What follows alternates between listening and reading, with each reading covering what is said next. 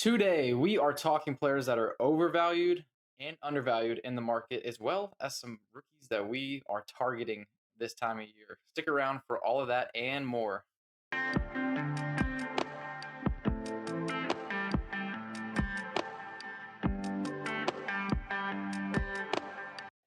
Hello, and welcome into the Dino Construction Podcast. It's just David and I again here today, and that's okay. Justin will return with us shortly. But yeah, we just want to look at some players in the market that we just think are undervalued and overvalued. We each chose one, and it just seems like some players the market hasn't adjusted enough after the rookie drafts, in my opinion, and just the NFL drafts in general. But there's just some guys also that I don't know, just like I really think that this guy is somebody I want to target. Or I've even had situations, I don't know about you, Dave, where people offer somebody for trade to give you, and I'm like, I don't value the guy anywhere close to market. So that's kind of what gave me the idea for this week's video. Yeah, I mean, value's all over the place in the offseason, right? Especially right after the draft. We probably all have several players we could have said for all of these, so it's kind of hard to narrow it down. And I kind of cheated for one when we get there, you'll see. But still a good exercise, and kind of excited to talk through some of these guys, see what you think about it, see if you push back on any of them. And if anybody listening at home wants to give us their players below in the comments, we would appreciate it. So I'll kick us off with the player I value higher than the market. So undervalued player. I'm going to pick Rishi Rice. He was as high as wide receiver 8 last year before his injury, averaging 21.6 points per game. It was a very small sample size, only 3 weeks. That would have been second in points per game last year for a receiver. He's now down to wide receiver 18 on keep trade cut. Like Mahomes said, he's been doing everything in the offseason workouts. We've heard some positive things. It's pretty much all positive, but it's the offseason. Everything's always positive in the offseason. I get that. But it sounds like there's a chance, at least, that he'll be healthy to start the season. Our guy, Drew Davenport, not my guy, I've never met him, but I think everybody who is in the fantasy space and on at least X or some other social media knows who Drew Davenport is, a professional lawyer, attorney, something like that. He breaks down the legal cases for a lot of players very well.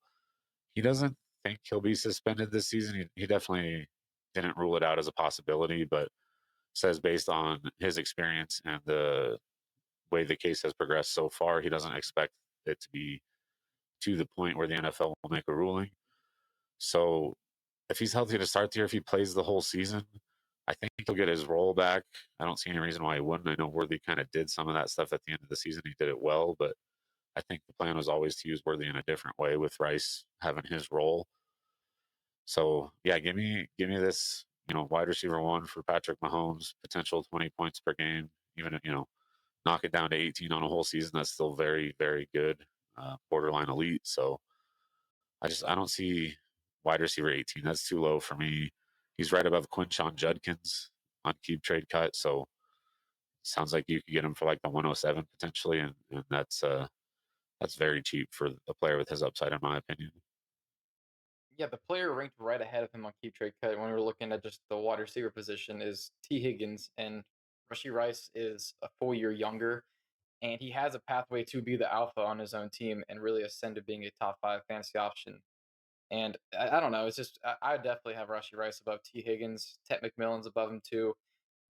A couple years younger there with Ted McMillan obviously coming in, but we just don't know how good he can really be yet. We've seen big flashes from Rashi Rice. We know Andy Reid and Patrick Mahomes are stabilizing forces for his value, and he does look healthy. A lot of doctors say he looks like he's ahead of his schedule, and I do think some people might be worried about Worthy, but when you look at Travis Kelsey, I think he kind of Rashi Rice was taking more of that Travis Kelsey role. Travis Kelsey was averaging like 4 targets a game the first 3 weeks. That shot up the following weeks. He was at 9, 10, 5, 12, 16, 12 after Rashi Rice got hurt. So I think Travis Kelsey's just going to continue to decline. We already saw that decline, in my opinion. And that's more so what I think is going to. I think Travis Kelsey is the real victim in the offense for fantasy purposes. I think Rice and Worthy can both be pretty good. And I think Rashi Rice just has a higher ceiling based on what he can do as a yak guy and just how they get the ball out of the hands really quickly. Now, the guy that I think is undervalued, this is a player that I've targeted. Somebody I really like is Kenneth Walker, running back for the Seattle Seahawks. There's a lot of reasons that I like him this year, and I'm very interested to hear your thoughts as well, David. But out of the top 20 running backs in points per game last season, surprisingly, Kenneth Walker, he had the third highest receptions per game out of those top 20 running backs, 4.2 receptions per game. So that's really interesting, and that kind of kept his floor pretty consistent. He only had fewer than 13 fantasy points in 2 of his 11 games. I say 11 games because he had an injury where he missed some time. That is kind of a concern with Kenneth Walker. I'm not going to act like it's not. But not only do I think his floor is pretty good with the reception share that he saw last year, but I think his ceiling is pretty high too. I mean, this is a player who ran the 4.3s coming out of college. I mean, that was a few years ago now, but still, this is a really fast and explosive player. So he's got that big playability. I think he can have that floor, like I said. And I think he's got the rushing touchdown ceiling as well. The first 3 years, he had 9, 8, and 7 rushing touchdowns. The 7 came in only 11 games. So I think double digit touchdowns is certainly in the range of outcomes. He was right near it. That's with a poor offensive line as well. He also finished number one in forced missed tackles rate last year. So I think the guy is good, explosive. He's a pass catcher, and I think that there's reason to be optimistic about the offensive line improving as well. Last year, PFF ranked the NFL offensive lines after the season, so it's based on the 2024 performances, and they ranked the Seahawks 31st. So that's pretty much right there in the basement. And part of the issue is the right tackle. He wasn't available until week 11, and their center retired in the middle of the season. So it was pretty rough last year. They brought in a round one offensive lineman. They could have better injury luck as well. And the offensive line, I think this with regression, I think there's a decent chance that it's going to improve from 31st. Hopefully, you can't guarantee that, but there's not really that much room to go down. But their left tackle, I mean, he graded as the 10th best tackle in the NFL last year. So I don't think they're completely devoid of talent or anything. Like Abe Lucas, the right tackle, is pretty good. Gray's able coming in. And also there's Clint Kubiak coming in. That's my last point that really has me excited. Because Clint Kubiak, we saw with the Saints last year, when they came out just swinging last year, the offense was just, what were they putting up 40 points a game the first 3 games? They were super explosive. They're using motion. Everybody was excited about the motion they're using in Clint Kubiak, but then they just had injury after injury with Olave, Rashid Shaheed, their quarterback. So I think the reason Clint Kubiak didn't stick around, I don't know. I think he didn't really have much to work with. I think he's got plenty to work with the Seahawks. He has talked about Kenneth Walker a lot and said he's going to put a lot on his plate, which is exciting. And also, I saw this on X was pretty interesting. Is that Kenneth Walker? He's been best on outside zone runs, averaging 4.7 yards per carry, and Kubiak ran outside zone at the third highest rate with the Saints last year. And also, Kamara had his highest explosive rush rate since 2020 with Clint Kubiak last year as well. So I think that the offense fits Kenneth Walker pretty well. With Sam Darnold there, I think the offense is going to run through the ground game as opposed to the passing attack. So with all those reasons, I'm pretty bullish on Kenneth Walker. I mean, he was RB 12 in points per game last year, and I think that it could just be better than even that if the offensive line gets any better, and as well as with the system coming in. My issue with Walker isn't exactly Walker. He is a good player. I mean, he just fast, explosive. He's going to fit this new offense very well. Can't really disagree with any of that. My only concern is Zach Charbonnet. I mean, I don't think Charbonnet is going to take the main role from Walker. Walker's a better player, don't get me wrong. But Charbonnet is good too. I wonder how much of that pie goes to which player. You know, they also added Damian Martinez. I know it was, I think, 7th round pick. But we all kind of like Damian Martinez. He's a solid player. So I think even if Charbonnet were to go down, Walker obviously would take on more, don't get me wrong, but I don't know if the true like workhorse RB1 overall RB15, I don't think we're trying to say he's going to be the top RB in the league in fantasy, but I do worry about his ceiling just because that is a deep room. I expect both he and Charbonnet to get some work. But yeah, I mean, it's hard to disagree with you outside of that. Like you look at Walker in isolation, he is a very good player and he does fit the new offense, we assume. I was going to push back a little harder, but you made a pretty good case. I think he's fairly valued, though. That's what I'll say. I don't think he's overvalued personally. I just think he's like right around where he should be. Keep trade cut. He's right below Josh Jacobs. I think I prefer him to Jacobs and probably Cook. Then we get to Kyron Williams. I prefer Kyron Williams. I wonder about these rookies like Caleb Johnson, RJ Harvey. Probably prefer Kenneth Walker, but I think that's around where I would value him personally. He's an interesting one to watch, and for me, I would say he's just tough to value, which is, you know, we'll talk about that here in a little bit. We had that category as well. he would have fit into that for me. But yeah, it's hard to disagree with the case you made. I thought that was really well laid out. Moving on to player I think is overvalued in the market. I'm going to pick Saquon Barkley, RB1 last year. I get it. If you're competing, it's really hard to move him. I don't know. I don't have him on any teams because I don't like old running backs. And I thought his price was really high going into last year, which sure paid off. Don't get me wrong. But I just wasn't able to get him anywhere. So I don't have this experience to speak from necessarily. But if you're competing, I get not wanting to trade him. He's RB4 though, player 28 overall. He's 28 years old. He's like right in the middle of a bunch of young studs and like quality quarterbacks. A lot of players I view as core players on a roster. He had the most rush attempts last year by almost 70, 436. So I went back a few years to go back to 2020. Henry led with 396. Next year, he only had 239. 2021, Mixon led with 359. Next year, he only had 249. Henry led in 2022, 349. Next year, he had 280. 2023, CMC led with 331. We know he was very injured last year. He only had 50 carries. But still, the trend is definitely to go down when you lead the league in carries. None of those guys broke 400. Saquon had 436. The other thing I'll say, less RB to repeat as RB1 in points per game was Todd Gurley, 2017, 2018. So that's been a while. And then the final point here is there's only been 8 seasons in the history of the NFL from a running back 28 or older with more PPR points than what Saquon had last year. I know he wasn't 28 last year, but the point is it's going to be very hard for him to repeat what he did last year. I think he's going to struggle to come close to it. I think he'll still have a good year if he's healthy all the way through, obviously, but I can't pay that price for a 28-year-old running back coming off the workload he's coming off of. Yeah, I mean, there's the curse of 370 plus touches in a season. And if you look at the data of when a running back received that kind of volume, and then you look at the season after, it's pretty rough. And last year he had 378 in the regular season, but he added 104 more touches in the playoffs. So that's 482 touches in a season. And I see this. There's somebody made a post about this on X. It's OTL football. He looked at what happened for running backs that had 370 plus touches in the season after, and you have guys like Lev Bell, DeMarco Murray back in 2014, all the way up to Derrick Henry, Josh Jacobs in 2022, and zero players had a better year the following season in yards or total fantasy production. 4 of the 9 players missed over half the season because of injuries, because that puts you at a higher likelihood. And like you said, he's on the older side as well. So I mean, most of these players, all of them, had worse production. So I think Saquon's probably in that position as well. He's being drafted as the number 1 fantasy running back, I believe, on Underdog right now, if not number 2. I get it, but honestly, when players have that kind of those touches, it is very scary. I think that he's probably more likely to finish outside the top 2 running backs than back inside it. I mean, we got a lot of really good young running backs, so I don't blame you. He's really tough to hold at that value, but in season, I think his value could go up a little bit. But I don't know, if you suffer an injury, any sort of major injury at that age, your value is pretty cooked. Now, the player that I wanted to bring up who is overvalued is wide receiver Mike Evans.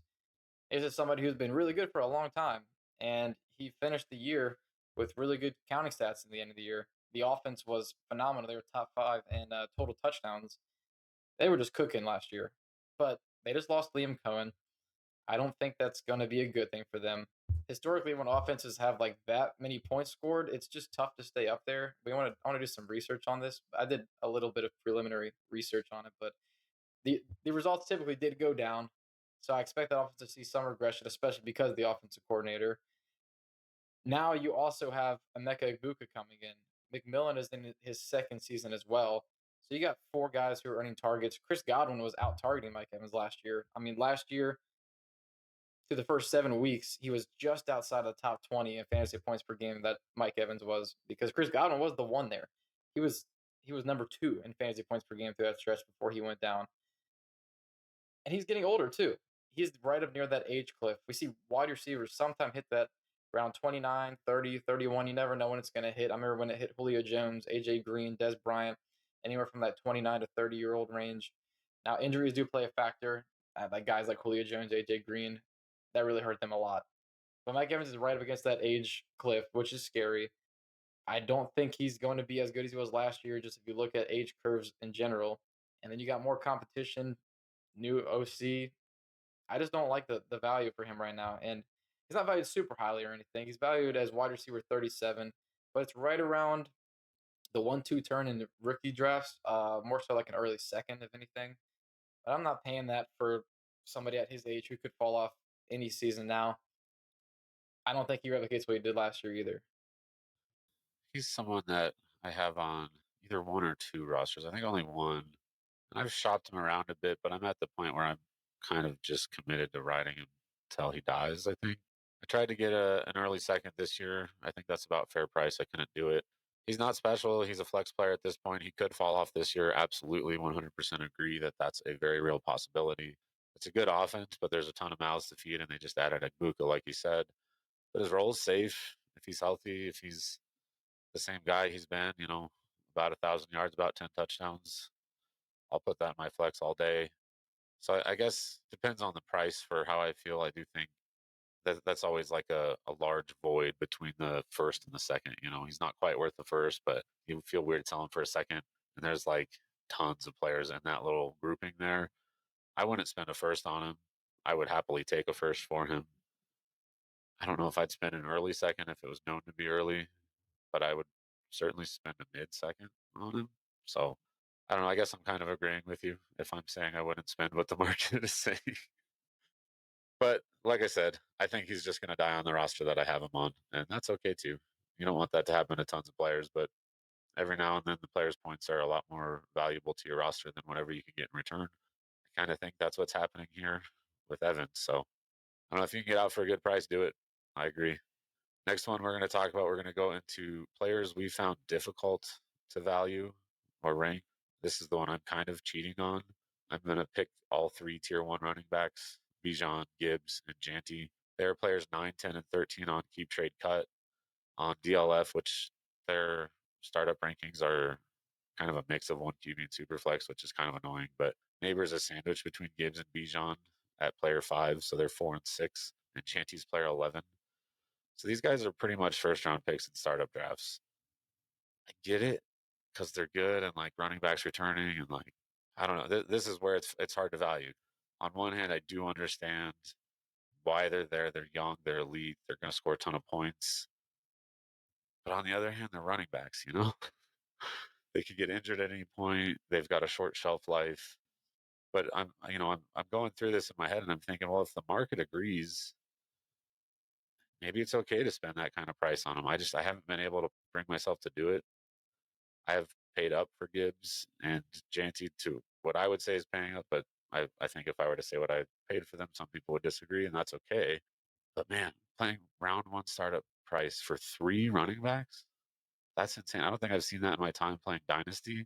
So it's just been hard to get my head around that fact and like, is this something that's going to stick or is this just an anomaly? And like this time next year, there's none in the first round, and those guys are like 2-3 turn kind of guys, or I don't know. It's a weird thing to see, and I hate running backs typically, but do I need to change that thought? That's something I try to reevaluate all the time, and seeing these three ranked so highly has definitely got me doing that.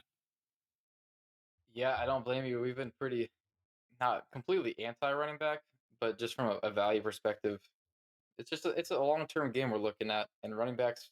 You look back a couple years. I mean, the values change all the time for running backs. I don't like buying at the top of the market typically unless they are 23 years old. That's what all these guys are. Saquon and like CMC, and they were kind of up there at some point. And I think it's okay when they're 23. And we got a little bit of value inflation still. They're going into their third year for those other two, Bijan and Gibbs. So the insulation's like it's not as good as it was coming out of their rookie year and second year, but man, they're being drafted as the RB 2 and 3 on underdog. So they are expected to be hammers, and they are young enough to where I want them very badly. But man, they're running backs, and anything can happen with a running back, especially if the offense, the quarterback goes down. Man, those situations just make it really rough on a running back. But I totally understand that because the player that I'm struggling to value as well is a running back, and that's Bucky Irving. I mean, this guy's 22.7 years old right now. He's coming off a really good rookie season. He looked great. He's valued as RB7 on Keep Trade Cut. He was a day 3 pick, and that just is kind of scary. The size is scary. The athleticism is scary. And yet on Keep Trade Cut, he's right behind a 2026 early first and 2027 early first. He's right up against those two. And it's just really tough because I don't really see this guy being a true workhorse. Now they have a new regime. I don't know how he's going to fit in the new offense. I just said that offense is due for regression. But man, he was really darn good. He's a pass catcher. Even though he didn't test well, he still had explosive plays. But Liam Cohen, he also was one of the best offensive coordinators with the screen game. Bucky Irving took advantage of that.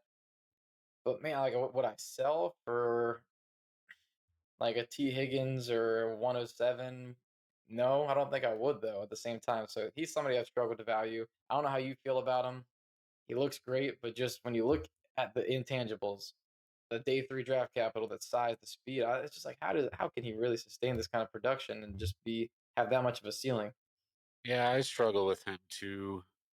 I think my counter to the draft capital would be two parts. The obvious one is once you've played a year, especially at that level in the NFL, draft capital is not quite as important. But I'll also say, like, he's someone, and I believe you were right with me early in the draft process last year. We were having discussions about should he be the top running back in the class until he went and flopped at the combine. So personally, I learned a lesson there where I can't overvalue the combine. It's still a piece of the puzzle, and I think we always say that every year, like, "Oh, don't read too much into this. Don't read too much into this." But it did scare me off some Bucky, and I was very high on him going into that part of the process. So I think it was kind of a bad combine performance that maybe slid him down the boards a little bit. And with his season that he had last year, like, I'm not really worried about him completely losing his role, unless due to injury, obviously. But the part that does scare me is the new regime coming in. You just never know how they're going to value players. Do they want someone with more size? Rashaad White is all right. You know, we've seen him be successful in the NFL. He's there. So I get it. I think where he's going right now, it's hard to buy him because I don't know. I'd take my shot on Trevion or Quinchon Judkins. You know, I don't know if I would trade Bucky to get those picks, but I don't know if I would trade those picks to get Bucky either. So I think they're probably right in there. Yeah, well, like with Judkins and Travion, they seem like their ceiling's higher because Travion is much more explosive and Judkins just has so much more ability to be a workhorse with his size. So that is what makes it tough. But like we said, Bucky, he's 22 still, and he was really really good as a rookie. And if you're just playing in a 1 year window, you're going to take Bucky probably over those guys right now too. But just a long term projection, and those guys were both round 2 picks too. Their teams are very very invested into them with this regime.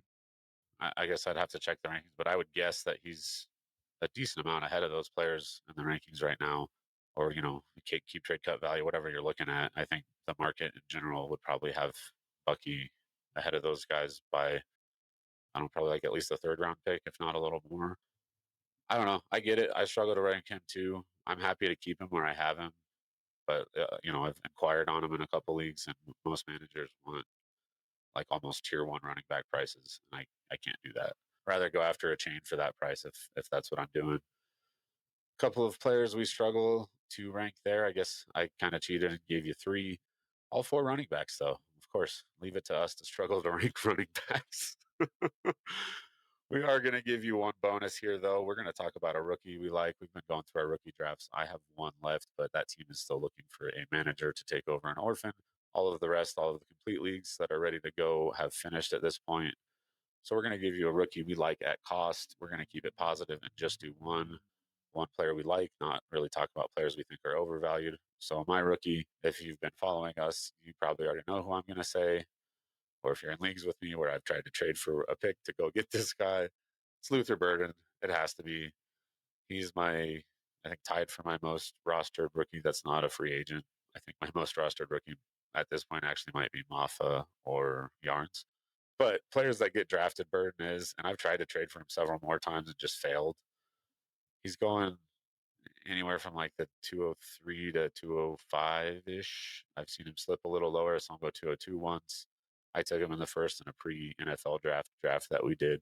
But I love this player. I've loved him throughout the process. I really was high on him last year. I was disappointed in his season. I was disappointed in his landing spot at first, but I've kind of come around on that. Ben Johnson seems very high on him. He's a very, very creative offensive mind. We think he's going to be a good head coach. We think that Bears offense is loaded. It's probably going to be good. As a Packers fan, I hope that they flop, but looking really good as an offense, tied to a really good young QB. The ghost of Keenan Allen last year got 117 targets with DJ Moore and Roma Dunze. I know they also added Loveland, but I think Burden could have a decent role this year, and I think especially if DJ Moore moves on after the season, he could step into probably the wide receiver too. I don't know if he'll ever overtake Odunze there, but the wide receiver too with a really good young QB and a really good head coach, offensive minded head coach, I'll take that with an early to mid second all day. Yeah, and as much as I love Ramadunze, Burden could be the guy who leads the team in targets down the road. Because Adunze, he'll be more of the downfield guy, get maybe more touchdowns. But Ben Johnson, he's done a really good job of scheming guys open and giving them touches in space. And he said he's a stud. Have you seen that guy play? He's a stud. That came out of his mouth. And this regime took this guy intentionally, and they didn't really even need wide receiver that badly, especially after taking Colson Loveland. They had a pretty good core of pass catchers. But DJ Moore, his cap hit this year's 24.9 million. The next two seasons is 28.5, 28.5. So if they like what they see from Burden, I think they probably will be pretty comfortable with at least exploring the option of moving DJ Moore. And I think it is kind of putting DJ Moore on notice of. I've heard people talk about how he was just unhappy and loafing around at times. So Ben Johnson probably saw that and he's like, this guy needs a kick in the butt here. And if Luther Burden, if he has a pretty good rookie year, 700 plus yards, and just shows some flashes, I don't know. They might be like, okay, well, let's just clear up 28.5 million for the next two seasons, even if it means trading him for. We've seen like Amari Cooper go for like a fifth or something. They might even do that just to clear up the cap space since their pass catching core would be Loveland, Adunze, and Burden. So I think it's very realistic that that could happen. Can't project it and guarantee anything, but that would be pretty fun, especially with Caleb Williams there, who seems to be ascending with offensive line investments and just the OC, who I'm very bullish on Ben Johnson for sure. Yeah, so the rookie wide receiver that I wanted to talk about here, it's also a receiver, it happens to be, but it's Kyle Williams. This is somebody that just throughout the process started to rise and rise on. And as I heard some really reputable scouts talk about this guy, they thought that he could have been a round two wide receiver. I've heard a lot of people think that he had that sort of talent. He went in round three, unfortunately, but he went to a really good spot. And the Patriots, they very badly needed some pass catching help, especially some speed as well. They got Stephon Diggs there. He's coming off a torn ACL. He's on the older side, so he's not the future there at all. Kyle Williams in reception perception, his results they were very encouraging. 75th percentile versus man, 82nd versus press, and 62nd versus zone, all above average marks. He's also very very fast in the open field. He also breaks tackles, and he only had a 1.3% drop rate in the reception perception sample. So I think he's got good hands combined with all that stuff where I think he's pretty above average. And this was the yak stat that reception perception had. It said Williams was in space on 66.7% of his catches and went down on first contact on only 44.4% of those. He broke multiple tackles on 22% of those. So yeah, he's truly is a threat. I think he's gonna get a lot of short and intermediate looks. Drake May can grow with this guy. I don't think he had many people he could trust last year. Their leading receiver last year in targets was Hunter Henry, followed by Demario Douglas. So yeah, that's not good. And I think that Kyle Williams, he has a chance to be maybe even like a wide receiver three this year if he actually is good. I'm pretty bullish on him overall, so I want to target him. I think he could be the third or fourth most productive rookie wide receiver this year. It's in his range of outcomes, and if he does that, his value is going to rise significantly. Yeah, I'm a big fan of Williams as well. I only have one share so far. I think everybody caught up like right before rookie draft started. So yeah, I only got one share. I was really happy with it though. It's I think I got it like 302. But I was favoring that grouping of tight ends over Williams, and I think looking back, I wish I would have taken one more share somewhere along the way. But it is what it is. If he hits, I'll go buy him for more, and that's okay too. I don't mind the player proving themselves before I spend money on them. Such a muddy room. If Diggs is healthy, I think he's probably going to lead the team in targets, be the number one guy there. But that's a huge if. He's coming off a major injury and he's kind of old. If he's not healthy, he's going to. We hope he's going to be a good mentor to Kyle Williams. I think that's good for Kyle Williams. I think I've heard people compare him to Diggs in general, so I think that's very good for him, actually. Despite his size, he plays outside a lot. He played X at Washington State most of the time. Is he going to be able to do that in the NFL? I guess maybe we'll find out, but just showing that in college is really encouraging, at least. So it'll be interesting to see how that wide receiver group shakes out. I do think wide receiver 3 is in the range of outcomes, probably even maybe wide receiver 2 if everything goes really well for him. The thing you really want to see is towards the end of the season if he may have a connection. It looks like Williams is going to have a long-term role there, whether it's wide receiver 1 or wide receiver 2. We'll see. But if by the end of the year he looks like he's a part of that offense's future, then everybody who drafted him late second, late third is going to be thrilled with that pick. Yeah, right now on key trade cut, the receivers directly behind him, Xavier Leggett. He's 2 years older. Didn't think his rookie season was that great. You got Tep McMillan there, and I think Cooker was just as impressive as Leggett, honestly. Right behind that is Jalen McMillan, who seems to be the wide receiver 4 on his own team this year and wide receiver 3 at best in the future. I think Kyle Williams, he could be the wide receiver 1, if not 2. And I think Drake May has a pretty bright future. I mean, he could hit to be one of the top 10 quarterbacks in the league. That's at least possible. I think top 15 is a pretty reasonable projection if as long as he doesn't regress from what we saw last year. But yeah, just at those price tags, yeah, I'm happy to target him even after rookie drafts. If I'd send 2/3, even if I think they're going to be non-playoff ones. I wouldn't mind that at all because I think he could be worth kind of where we're seeing like a Pearsall right now, where he's the wide receiver 30s on keep trade cut if he does have a good rookie season, which he's got a very good opportunity to do that. Yeah, one thing I will say about Leggett is I think the drafting of Ted McMillan really helps him because his rookie season, while it wasn't very impressive, he did look better when they didn't have to put him at the X receiver position. So you play Ted at X and move around Coker, Thielen, and Leggett. I think Leggett will be a little bit better, or at least have a chance to show if he is going to be able to stick around in the NFL. I have some shares. I've traded Leggett a couple times this offseason, but I'm kind of happy to hold on to a few of those shares too, just in case. We've pretty much covered what we're going to cover, gone over a couple of players we're high on, a couple of players we're low on, a couple of players we struggle to rank, and a couple of rookies we really like. So thank you all for joining us for another episode of the Dino Construction Podcast. Please remember to like and subscribe. We hope this was as helpful for you as it was for us. And until next time.